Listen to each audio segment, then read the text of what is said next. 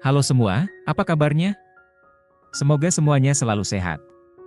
Kembali lagi bersama NK Film. Kali ini admin akan membahas alur drama Cina yang berjudul My Dear Lady. Drama Mandarin yang berjumlah 16 episode ini menceritakan tentang seorang wanita berusia 27 tahun bernama Ling Sun Sun. Ling telah menikah selama 6 tahun hingga akhirnya memutuskan bercerai. Setelah bercerai, Ling menganggap ini sebagai kesempatan untuk menjadi lajang kembali. Saat Ling dalam perjalanan menuju ke sebuah pesta, dia menabrak mobil mewah di pinggir jalan.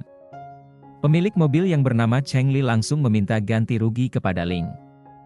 Kemudian Ling langsung mencari pekerjaan demi membayar uang ganti rugi tersebut. Bagaimana kisah selanjutnya? Yuk kita simak alur ceritanya.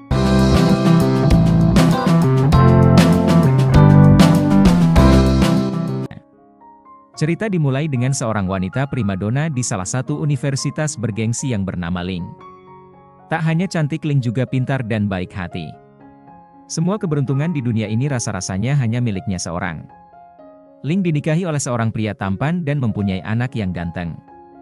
Bangun Ling, sudah siang, perkataan itulah sekarang yang pantas untuk kondisi Ling saat ini. Ia menutup cerita di laptopnya dan meratapi nasibnya.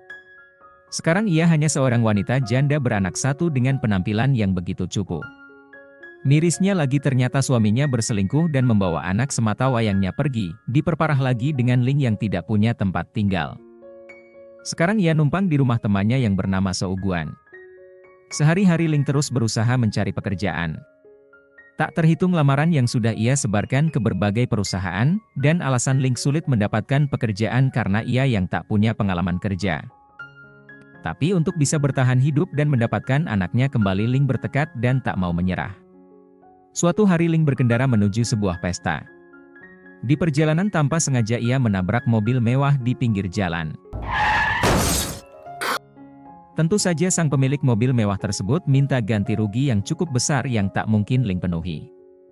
Dan yang lebih mengagetkan lagi, orang tersebut bernama Cheng Li, seorang direktur perusahaan tempat Ling ingin melamar pekerjaan pada hari itu.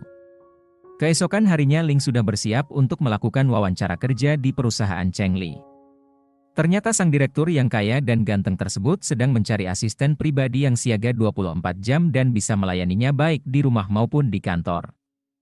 Proses wawancara pun dimulai, ternyata Ling ditolak dan tidak memenuhi syarat untuk menjadi asisten pribadi sang direktur.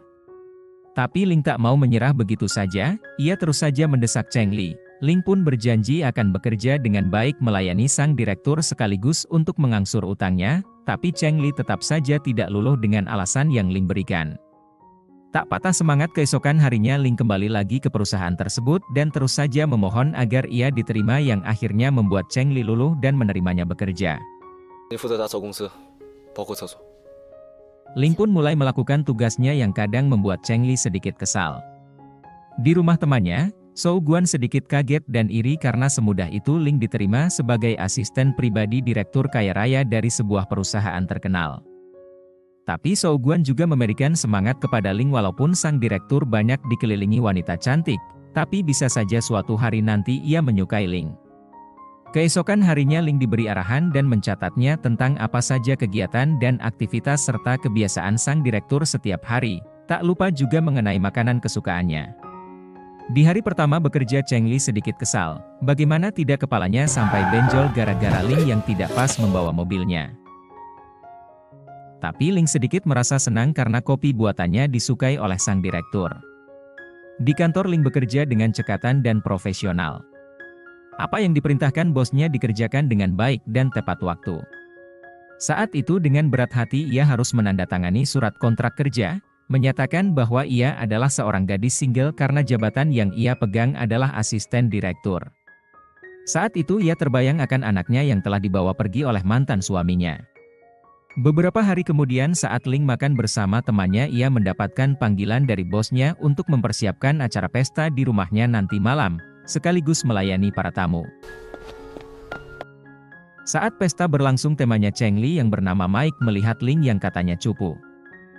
Alhasil ia pun mendatangi Cheng Li dan memberikan Ling kostum yang serba minim dan meminta Ling cosplay menjadi embah-embah anime. Hal tersebut membuat Ling marah dan berniat melemparkan kostum tersebut ke muka Cheng Li, tapi tak jadi ia lakukan karena ia saat ini butuh uang untuk mengambil hak asuh anaknya sekaligus untuk membayar ganti rugi kepada Cheng Li. Yang pada akhirnya Ling menuruti permintaan bosnya tersebut dan Ling benar-benar menggunakan kostum serba mini itu di hadapan para tamu undangan yang hasilnya membuat para tamu terpesona dengan kecantikan Ling. Cheng Li pun diam-diam terpukau dan kagum dengan kecantikan Ling.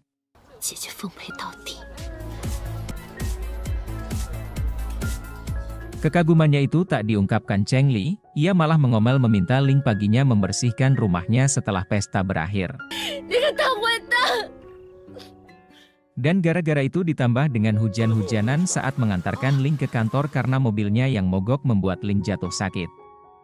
Mendengar hal itu membuat Cheng Li merasa bersalah. Itu dibuktikannya dengan pergi menjenguk Ling di rumah sakit dan membayar semua biaya rawat inap Ling. Zhou Guan sempat marah dengan perlakuan Cheng Li kepada Ling yang membebaninya dengan tugas yang begitu berat hingga membuatnya jatuh sakit.